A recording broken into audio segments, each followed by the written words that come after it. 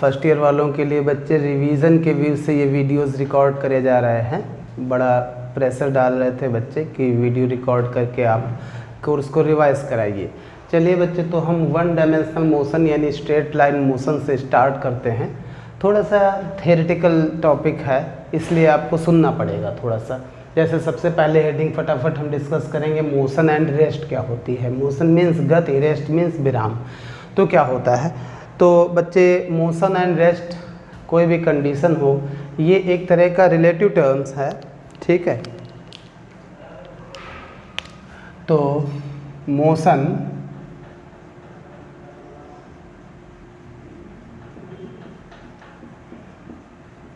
And rest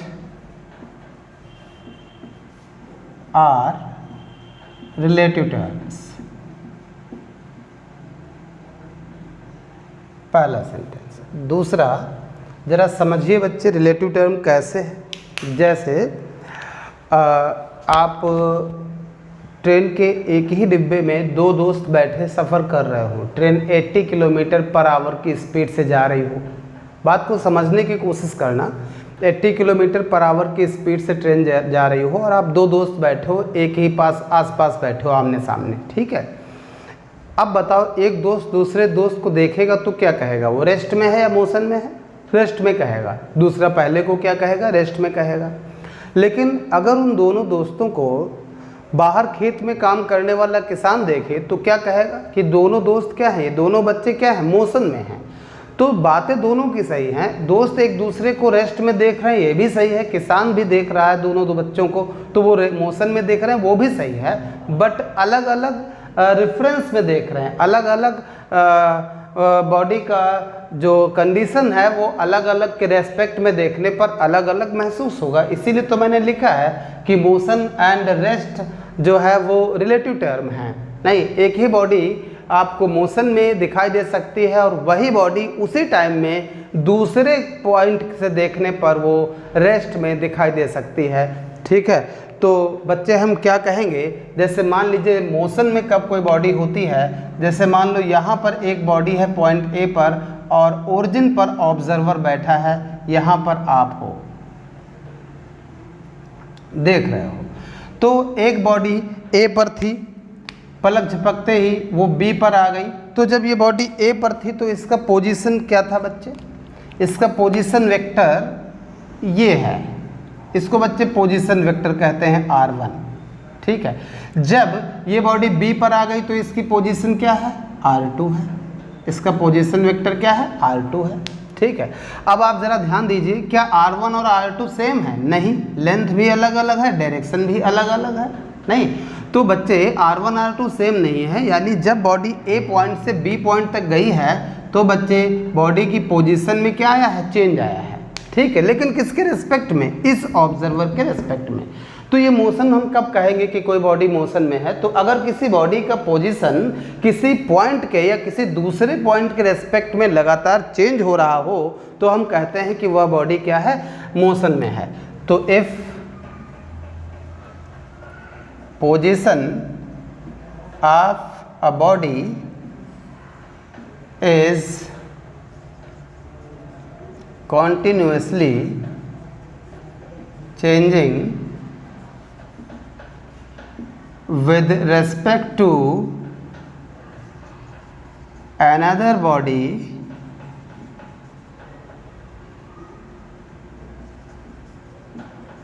then first body is called in motion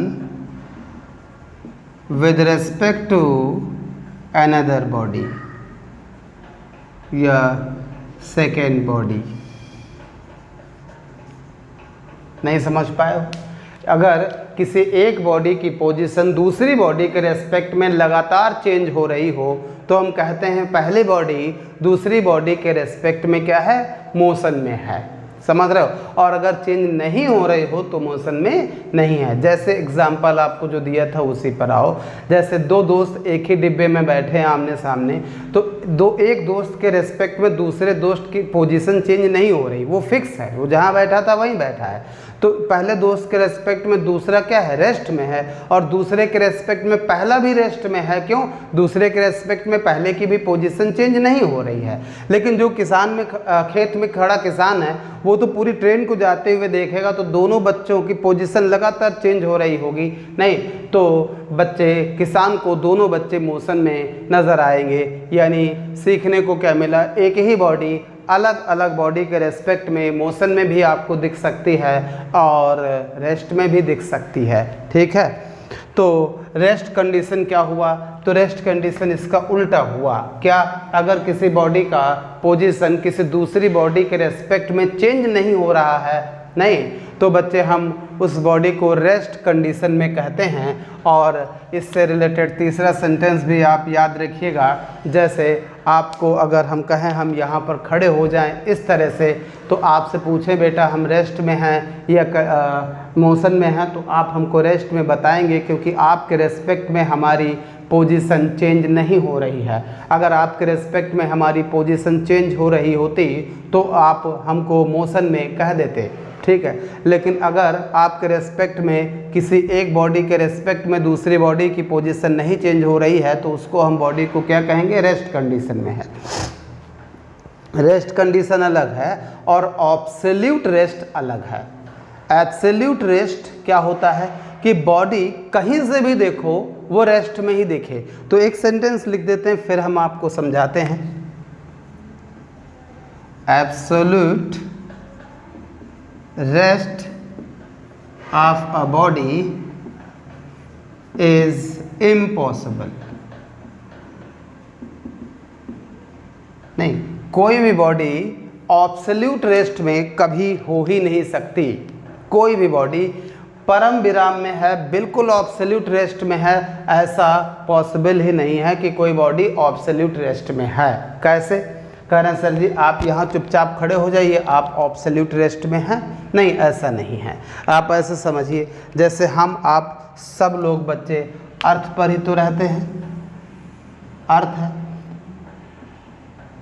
आप हो अर्थ पर बैठे हो, ऐसे बैठे हो, चल फिर नहीं रहे हो, कुर्सी पर बैठे हो। अब ये अर्थ बच्चे क्या है, अपने एक्सिस के अबाउट रोटेट कर रही है, तो आप भी तो रोटेट करेंगे। नहीं, एक्सिस के अबाउट भी अर्थ रोटेट करती है। और बच्चे अर्थ जो है सन के चारों तरफ भी घूमती है। आप अर्थ पर, जैसे मान लो हमारे हाथ पर ये मार्कर है, नहीं, अब ये अगर ऐसे ऐसे किसी के चक्कर लगा रहा है, सन के अराउंड ये अर्थ घूम रही है, तो जब अर्थ घूम रही है तो अर्थ पर जितने भी लोग हैं सब मोशन में हैं। नहीं, अच्छा अगर कोई मून पे हो तो मून भी तो अर्थ के चक्कर लगा रही, तो मून अर्थ की चक्कर लगा रही, यानी मून मोशन में है, तो मून पर जितना पार्टिकल है, जितना बॉडी है, वो सब मोशन में है। नहीं, तो इस तरह से हमारा कहने का मतलब है, आप अगर पूरे यूनिवर्स में कोई ऐसी बॉडी ढूंढो जो बिल्कुल रेस्ट में हो, ऑब्सोल्यूट रेस्ट में हो, वो किसी के रेस्पेक्ट में मोशन ही ना करती हो, तो ये इम्पॉसिबल है। नहीं, इसीलिए मैंने लिखा है absolute rest of a body is impossible. ठीक है, तो आपको ज़रा सही सीखना था मोशन एंड रेस्ट क्या होता है। तो motion and rest are relative terms. नहीं, इसका मतलब एक ही बॉडी आपको किसी दूसरी बॉडी के रेस्पेक्ट में रेस्ट में दिख सकती है और किसी अन्य पॉइंट के रेस्पेक्ट में वही बॉडी आपको मोशन में दिख सकती है। इसीलिए मैंने लिखा रिलेटिव टर्म्स हैं। नहीं, और बच्चे मोशन होता क्या है, तो अगर किसी बॉडी का पोजीशन किसी दूसरी बॉडी के रेस्पेक्ट में या किसी दूसरे पॉइंट के रेस्पेक्ट में या सराउंडिंग के रेस्पेक्ट में चेंज हो रहा है लगातार, तो हम कहेंगे वो बॉडी क्या है बच्चे, मोशन में है। और चेंज नहीं हो रहा है तो हम क्या कहेंगे, वह बॉडी क्या है, रेस्ट में है। ठीक है, और absolute rest of a body is impossible. ठीक है, तो आपने मोशन पढ़ा और आपने रेस्ट पढ़ा। उम्मीद है थोड़ा सा आपको सीखने को मिला होगा। पेन उठा के कॉपी लेकर पहले तो आप फर्स्ट ईयर के बच्चे इस चीज़ को देख लें, पूरा समझ लें, उसके बाद इसको पॉज कर करके इसके नोट्स जिनके नहीं कंप्लीट हैं वो नोट्स बना लें। ठीक है, एंड देन बच्चे इसमें अगला टर्म हम पढ़ेंगे one dimensional motion. One dimensional motion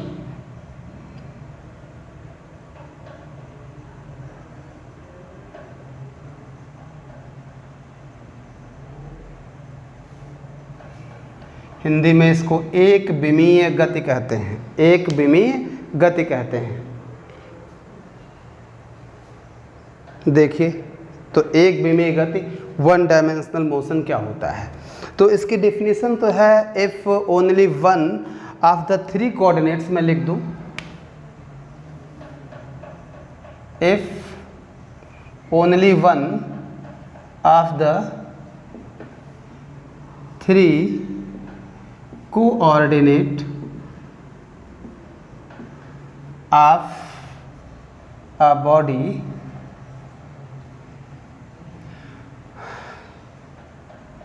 coordinates specifying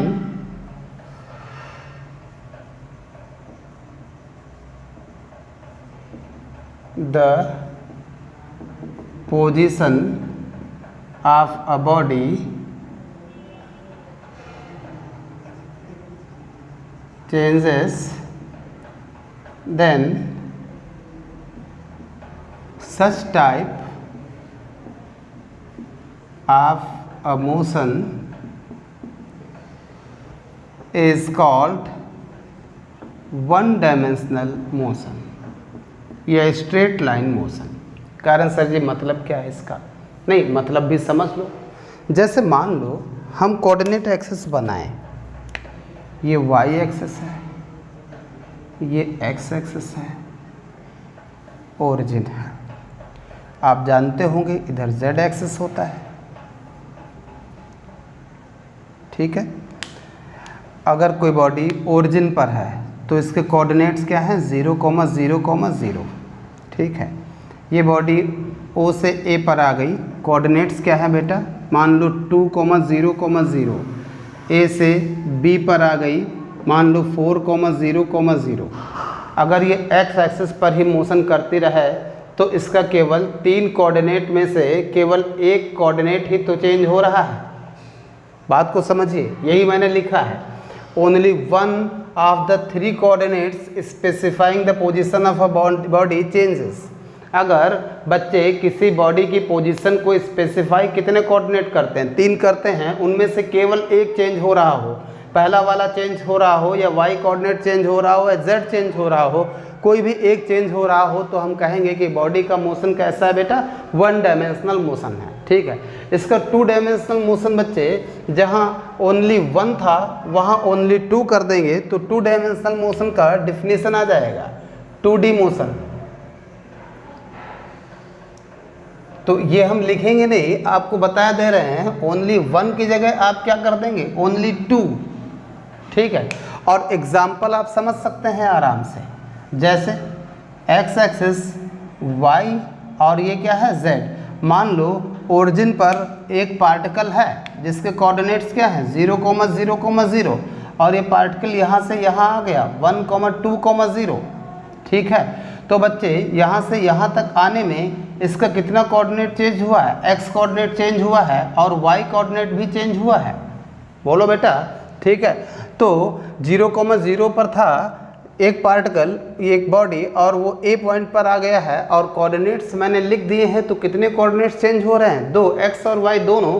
तो ये जो मोशन हुआ है ओ से ए तक आया है, ये बच्चे 2 डायमेंशनल मोशन के अंतर्गत आएगा। और 2 डायमेंशनल मोशन को आप लोग प्लेनर मोशन भी कह सकते हो, ठीक है। ऐसे 3 डायमेंशनल मोशन बच्चे, उसमें तीनों कोऑर्डिनेट चेंज हो जाते हैं, समझ रहे हो? तो 1 dimensional motion, 2 dimensional motion, 3 dimensional motion समझना कितना आसान है। नहीं, अगर किसी बॉडी की पोजीशन को स्पेसिफाई करने वाले कोऑर्डिनेट्स में से केवल एक कोऑर्डिनेट चेंज हो तो उसको 1 डायमेंशनल मोशन, 2 चेंज हो तो 2 डायमेंशनल मोशन, 3 चेंज हो, तीनों चेंज हो तो 3 डायमेंशनल मोशन, ठीक है। तो बहुत आसान था, आप बस बात को समझते रहिए।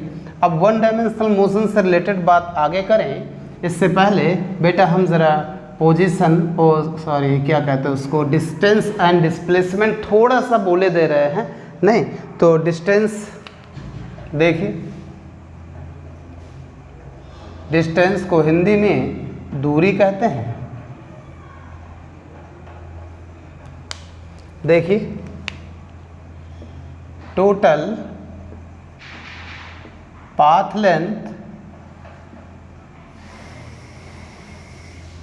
covered by a body is called distance।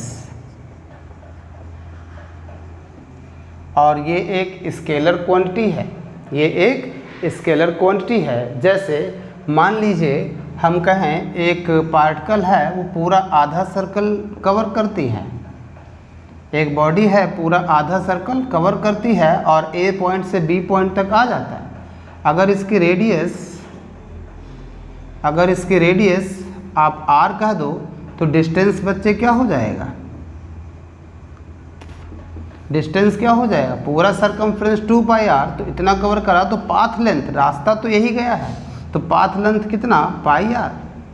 बोलो बेटा, अगर कोई बॉडी हो पूरा सर्कल कवर करे, ए पॉइंट पर है और सर्कल की सरकमफ्रेंस यानी परिधि पर चलता हुआ ए पर ही आ जाए, रेडियस इसकी अगर आप आर कह लें तो डिस्टेंस बच्चे कितना कवर करेगा, पूरा रास्ते की लंबाई कितनी आ जाएगी, 2 पाई आर। नहीं तो डिस्टेंस बहुत आसान है, नहीं क्या, total path length covered by a body is called distance. समझ रहे हैं। एंड ये एक स्केलर क्वांटिटी है, बड़ा आसान है। डिस्प्लेसमेंट में देखिए छोटे छोटे टर्म हैं, बस ऐसे 1-1 मिनट के या 30-30 सेकेंड के, सब पढ़े होंगे आपने, लेकिन देख लो।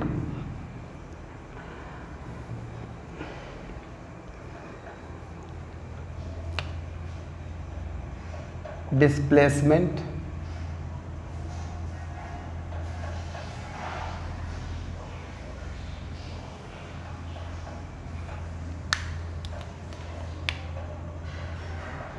the shortest path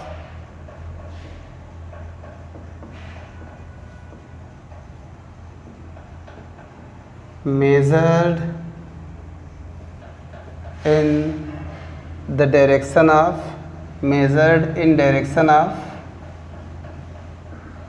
direction from initial position to final position is called displacement। Vector quantity है।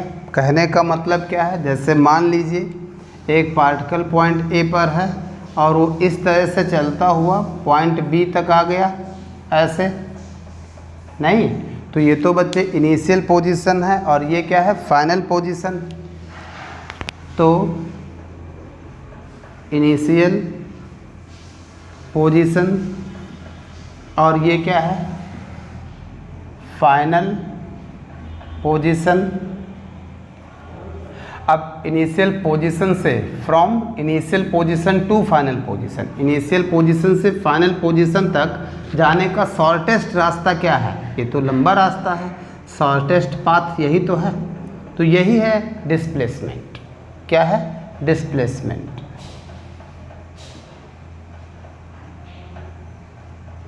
ठीक है, नहीं, जैसे सेमी सर्कल, आधा सर्कल। बच्चे आज न्यूमेरिकल नहीं हो पाएंगे, पहले थ्योरी सब समझ लो, न्यूमेरिकल नेक्स्ट वीडियो में हो जाएंगे। ए बी, इसके रेडियस चलो कुछ भी, मान लो एक पार्टिकल इसके सरकमफ्रेंस पर चलता हुआ, परिधि पर चलता हुआ ए से बी तक आया है और आपसे कह रहा है डिस्टेंस और डिस्प्लेसमेंट का रेशियो बताओ।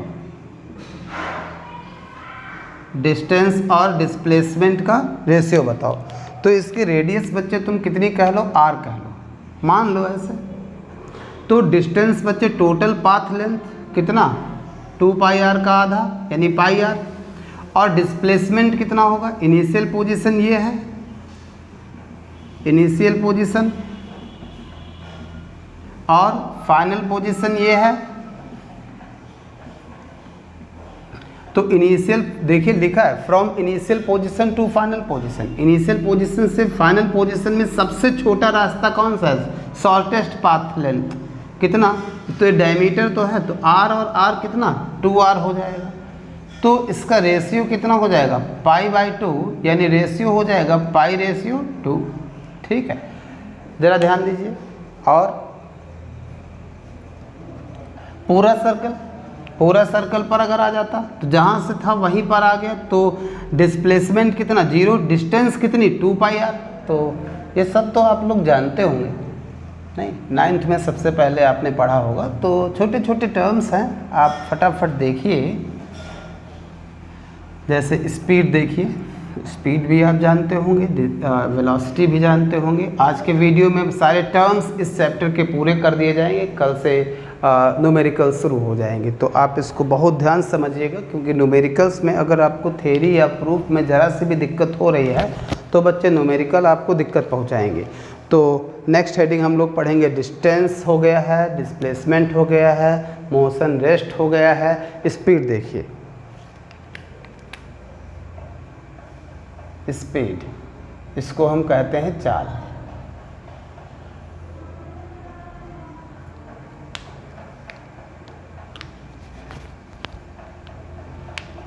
तो बड़ी आसान से डिफिनीशन आपको बताते हैं। Distance travelled by a body in unit time is called speed। यानी स्पीड क्या होता है, और एक बात और सुन लो, स्केलर क्वांटिटी है, ये सब आप जानते हैं। स्पीड इज इक्वल टू क्या होता है, कवर्ड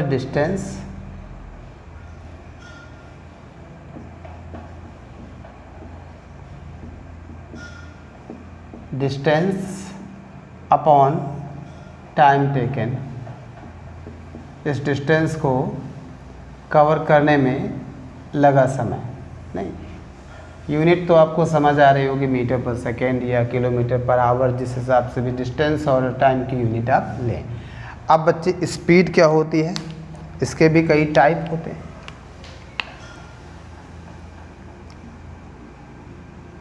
जैसे स्पीड कई तरह की होती है। जैसे आप पहले तो पढ़ेंगे एवरेज स्पीड, फिर आप पढ़ेंगे यूनिफॉर्म स्पीड, फिर आप पढ़ेंगे वेरिएबल स्पीड, फिर आप पढ़ेंगे इंस्टैन्टेनियस स्पीड,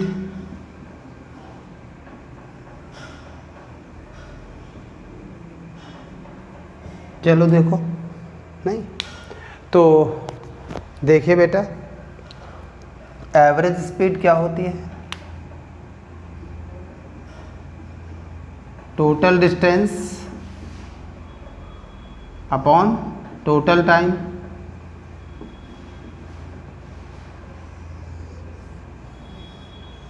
मतलब पूरा एक पार्टिकल बहुत देर से चल रहा है और पूरे मोशन के दौरान उसने टोटल डिस्टेंस जितनी कवर करी वो, और टोटल टाइम जितना भी समय लगा हो उसको टोटल टाइम से डिवाइड कर दीजिए। यूनिफॉर्म स्पीड क्या होती है, if speed of a body remains constant throughout the motion, then उसकी स्पीड को क्या कहते हैं, यूनिफॉर्म स्पीड कहते हैं। जैसे आप लगातार अपने स्कूटर की speed 40 kilometre per hour maintain रखो लगातार, तो आपकी स्पीड क्या हो जाएगी, यूनिफॉर्म स्पीड हो जाएगी। ठीक है, तो क्या, if speed of a body remains constant throughout the motion, then its speed is called to be uniform. Speed is called to be uniform speed. Okay, variable speed, अगर कोई बॉडी इस तरह से मूव करती है कि उसकी स्पीड क्या रहे, वेरी करे, मतलब चेंज होती रहे, तो ये जो जहाँ कांस्टेंट है रिमेन्स कांस्टेंट, यहाँ थोड़ा सा चेंज अप कर लेंगे, और वेरिएबल स्पीड नहीं, स्पीड जो हो वो कांस्टेंट ना हो, चेंज होती रहे तो उसको क्या कहते हैं, वेरिएबल स्पीड। इंस्टैंटेनियस स्पीड का मतलब समझिए, जैसे मान लो हमने आपको अपनी गाड़ी पे बिठाया और हम लखनऊ जा रहे हैं, ठीक है, और आप स्पीड वाले मीटर पर नज़र डाले हो, हमने आपसे कह रखा है बेटा 80 किलोमीटर पर आवर से स्पीड ज़्यादा ना हो पाए, इतनी नज़र आप रखो, ठीक है। तो स्पीड हम अच्छा जल्दी भी पहुंचना है, नहीं तो स्पीड 75, तो आप आराम से बैठे, 80 पर पहुंचा, आपने टोका सर 80 हो गई। अब हम पूछ रहे हैं बेटा अब कितनी, तुम करो सर 79, अब कितनी 80, अब कितनी सर 81 हो गई, सर कितनी आ गई 80 आ गई। नहीं, ये सब बातें जो एक पर्टिकुलर टाइम पर जो स्पीड होती है उसी को हम इंस्टैंटेनियस टाइम स्पीड कहते हैं, ठीक है।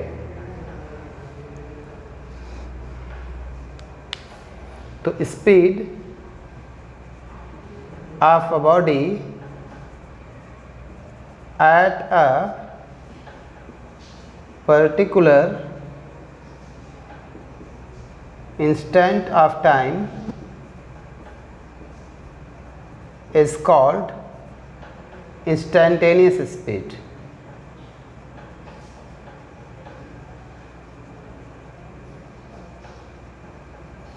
ठीक है, तो हमने आपको पढ़ाया क्या है, ज़रा सा बताया स्पीड के बारे में। स्पीड क्या होती है बच्चे, distance travelled by a body in unit time is called speed. Scalar quantity है, यूनिट मीटर पर सेकेंड या किलोमीटर पर आवर है। स्पीड का टाइप ये होता है। अब जैसे ध्यान दे दीजिए आप, जैसे हम कहें अगर कोई बॉडी डेल्टा टी टाइम में डेल्टा एस डिस्टेंस कवर करता है तो इसकी एवरेज स्पीड क्या हो जाएगी बच्चे, delta S upon delta T.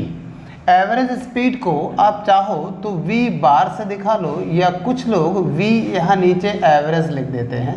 तो एवरेज स्पीड क्या, delta S upon delta T. बोलो बेटा, ये बार है, ये वेक्टर का साइन नहीं है। तो average speed is equal to delta S upon delta T, जहाँ डेल्टा एस क्या है, covered distance in time interval delta T. अब बच्चे देखो, if limit delta T tending to 0, इसका मतलब भी समझ लो। कुछ बच्चे समझते हैं limit delta T tending to 0 मतलब टाइम इंटरवल 0 हो, ऐसा नहीं है। डेल्टा टी टेंडिंग टू 0 मतलब लगभग 0 हो। इसका मतलब है अगर टाइम इंटरवल बहुत छोटा हो, नहीं जैसे आपने अभी कहा सर 80 है स्पीड, पलक झपकते सर 81 हो गई, तो ये जो बहुत छोटे टाइम इंटरवल में जो स्पीड बताई जाती है उसी को हम क्या कहते हैं, इंस्टैंटेनियस स्पीड। तो अगर हम ये टाइम इंटरवल बहुत छोटा ले लें तो ये स्पीड एवरेज स्पीड ना होकर क्या हो जाएगी, इंस्टैंटेनियस स्पीड। और इंस्टैंटेनियस स्पीड को v से दिखाते हैं, इसको आप लिख सकते हो, यही स्पीड इंस्टैंटेनियस है अगर बच्चे डेल्टा टी बहुत छोटा हो, delta S upon delta T. एक आदत बच्चे डाल लीजिए, नहीं अगर टाइम इंटरवल बहुत छोटा हो तो डेल्टा टी को आप dt लिखेंगे, और बहुत छोटे टाइम में कौन सा बॉडी बहुत दूर जाएगी, वो बहुत ज़रा सा कवर भी करेगी, तो ds। ठीक है, तो instantaneous speed is equal to ds upon dt। तो उम्मीद है आपको स्पीड समझ में आया। नहीं क्या, distance travelled by a body in unit time is called speed, that means speed is equal to covered distance upon time taken. नहीं, स्पीड कई तरीके की स्पीड मैंने आपके सामने रखी हैं, नहीं बहुत ही ज़्यादा आसान है, और ये इसका थोड़ा सा मैथमेटिकल टर्म है। वेलोसिटी ज़रा ध्यान दीजिए,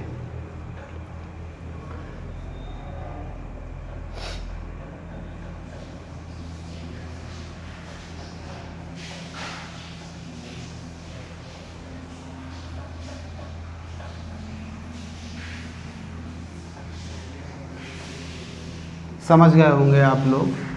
वेलोसिटी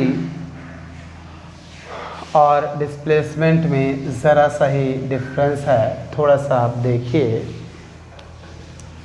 तो हम बात करेंगे वेलोसिटी की, यानी वेग। तो जहाँ डिस्टेंस था वहाँ आप कर दीजिए डिस्प्लेसमेंट,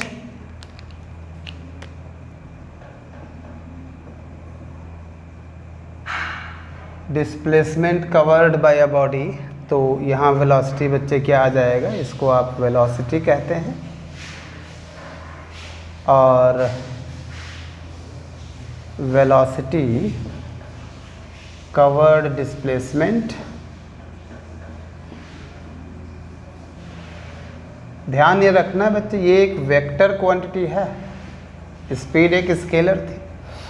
तो जो वेलोसिटी है वो भी कई तरीके की होती है, जैसे average velocity, total displacement upon total time, ये तो सेम है। यूनिफॉर्म वेलोसिटी,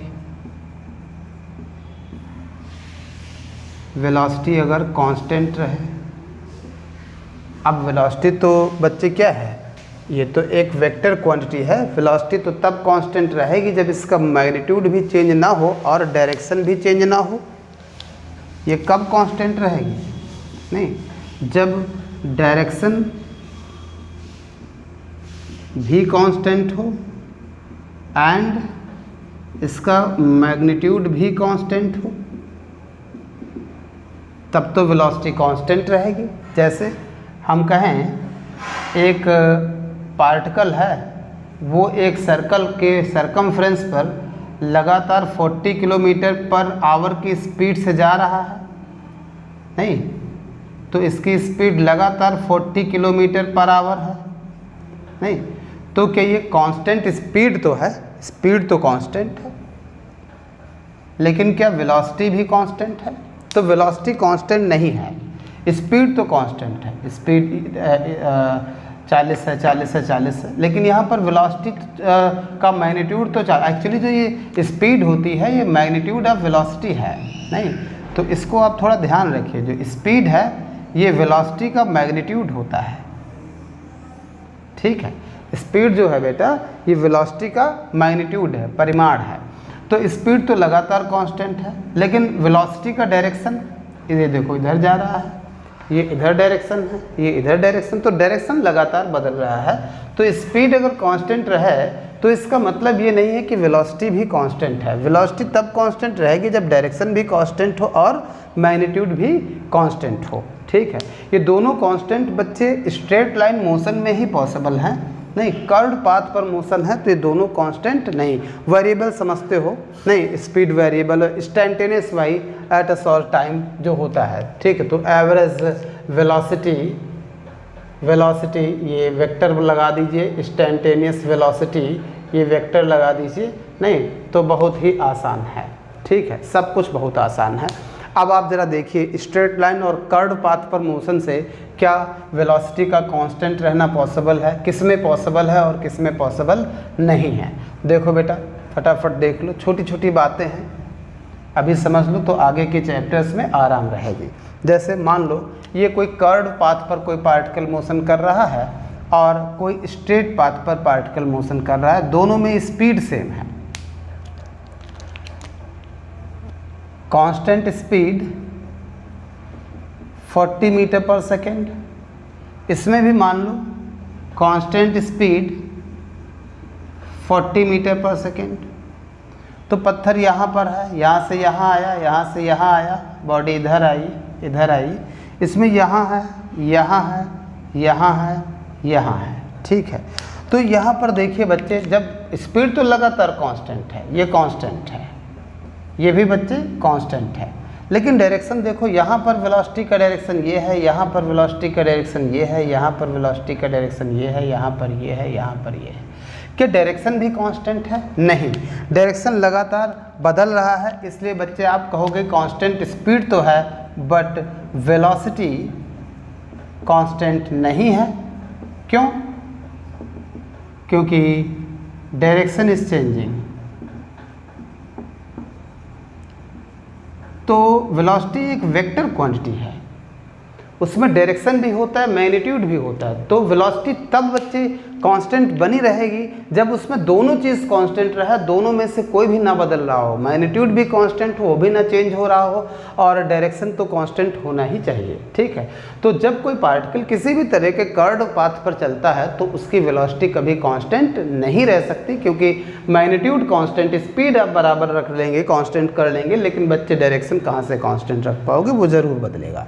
लेकिन अगर स्ट्रेट पाथ पर चल रहा है तो ये स्पीड, वेलोसिटी का डायरेक्शन ऐसे ऐसे ऐसे ऐसे, तो स्पीड भी 40 मीटर पर सेकेंड की स्पीड से चल रहा है और सेम डायरेक्शन में चल रहा है, तो यहाँ बच्चे क्या वेलोसिटी भी क्या है, कांस्टेंट है। नहीं, तो स्ट्रेट पाथ पर ही वेलोसिटी का कांस्टेंट होना पॉसिबल है, कर्व पाथ पर कांस्टेंट वेलोसिटी नहीं हो सकती।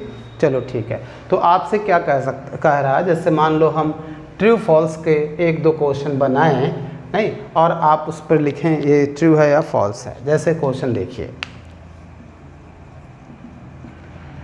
If velocity of a particle is constant then its speed must be constant। ये आपको बताना है ये ट्रू है या फॉल्स है। दूसरा देखिए, if speed of a particle is constant then its velocity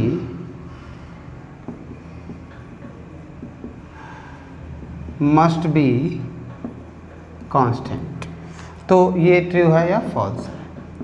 तो स्पीड अगर कांस्टेंट है तो वेलोसिटी कांस्टेंट रहेगी ही रहेगी, ऐसी गारंटी नहीं है, तो ये फॉल्स सेंटेंस है, गलत है, ये गलत लिखा है कि स्पीड कांस्टेंट है। देखो स्पीड तो इसमें कांस्टेंट है, लेकिन क्या वेलोसिटी कांस्टेंट है, नहीं कांस्टेंट है, तो ये गलत है। हाँ, वेलोसिटी अगर कांस्टेंट रहेगी तो स्पीड हर हालत में कांस्टेंट रहेगी, ये सही लिखा है। ठीक है, तो और देखिए बच्चे, एक्सेलरेशन,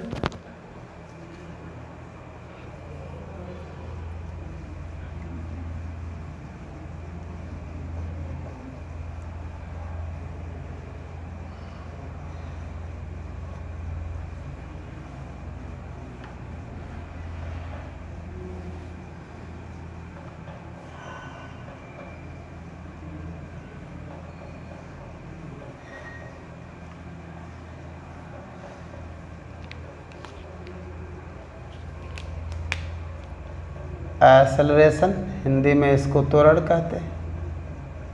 तो the rate of change of velocity is called acceleration, simple सी डेफिनेशन है। The rate of change of velocity is called acceleration. ये एक वेक्टर क्वांटिटी है, समझ रहे हो, इसको ए से रिप्रेजेंट किया जाता है। ठीक है, तो एक्सेलरेशन, एवरेज एक्सेलरेशन देखो क्या होगा, नहीं, change in velocity delta V upon time interval, ये एवरेज एक्सेलरेशन है। नहीं, इफ डेल्टा टी, सारी कहानी सब में वही है, इस limit delta T tending to 0, then instantaneous acceleration, acceleration A क्या होगा, लिमिट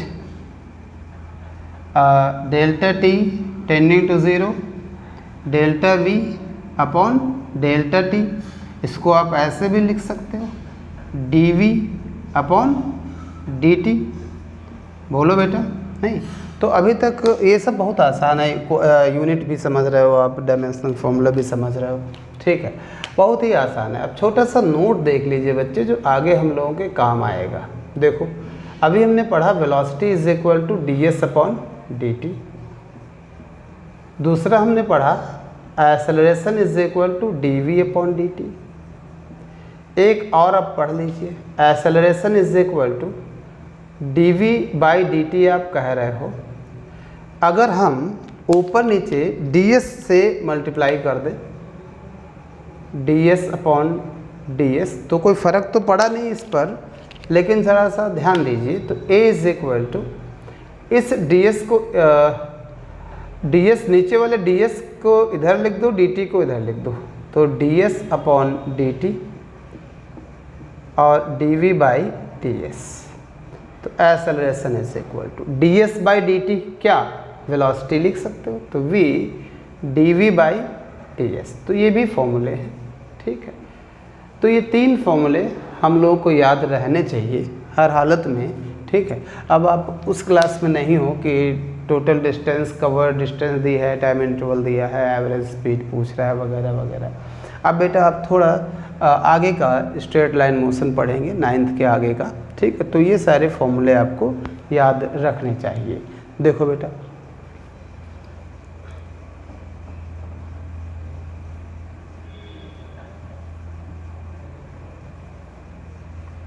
पूरा एक वीडियो तो बच्चे हम ग्राफ पर डालेंगे।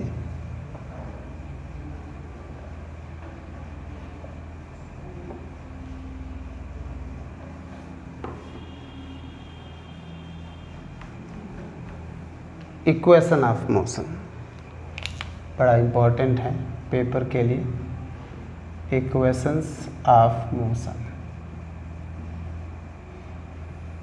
1 डायमेंशनल मोशन का सबसे इम्पोर्टेंट क्वेश्चन यही है, इक्वेशंस ऑफ मोशन, ठीक है। सुनिए होती क्या है, नहीं, जब कोई बॉडी या कोई पार्टिकल 1 डायमेंशनल मोशन कर रहा हो, वो भी बेटा कांस्टेंट एक्सेलरेशन से, तो उसमें वेरिएबल क्या होते हैं, initial speed, final acceleration, time, distance, ये सब तो होते हैं। तो इन जो ये वेरिएबल हैं, इन सब को जो इक्वेशंस रिलेट करती हैं उनको हम इक्वेशन ऑफ मोशन कहते हैं, नहीं। तो अगर कोई बॉडी या कोई पार्टिकल स्ट्रेट लाइन मोशन कर रहा है विद कांस्टेंट एक्सेलरेशन, नहीं, then equations which relates initial velocity, final velocity, time, displacement वगैरह वगैरह, नहीं, are called equations of motion. तो इक्वेशन ऑफ मोशन की भी डिफिनीशन है क्या, if a body is moving with constant acceleration on straight line, then equations which relates initial velocity, final velocity, मैं तो शॉर्ट में लिख रहा हूँ, acceleration, time, displacement etcetera are called equations of motion. तो कितना आसान है, नहीं, अगर कोई बॉडी स्ट्रेट लाइन मोशन कर रही है तो वह इक्वेशन जो इन सब में रिलेशन बताएं, इक्वेशंस ऑफ मोशन। ध्यान रखिए, विद कांस्टेंट एक्सेलरेशन, एक्सेलरेशन क्या हो, कांस्टेंट हो, तब जो हम लिखने जा रहे हैं वो सही है। जैसे first equation u plus a t, second equation a t square, and third equation v square is equal to u square plus 2as। ठीक है, बड़ा आसान है, ठीक है। इनकी प्रूफ भी सिलेबस का पार्ट है। एक तो कैलकुलस मेथड से इनकी प्रूफ आपको समझनी पड़ेगी, और दूसरी प्रूफ इनकी ग्राफ मेथड से भी आपको समझनी पड़ेगी। तो प्रूफ बच्चे हम नेक्स्ट वीडियो में आपको दिखाएंगे, ठीक है। और बाकी आप इसको देखें, समझें, नोट्स बनाना चाहो नोट्स बना लो। कोई भी डिफिनेशन ऐसी नहीं है जो पेपर में पूछी जाती इस वीडियो में, लेकिन हाँ टर्म्स हैं बेटा, इस उम्र में समझ में आना ज़रूरी है, ठीक है। तो चलिए ठीक है, नेक्स्ट वीडियो में बात करेंगे। Thank you.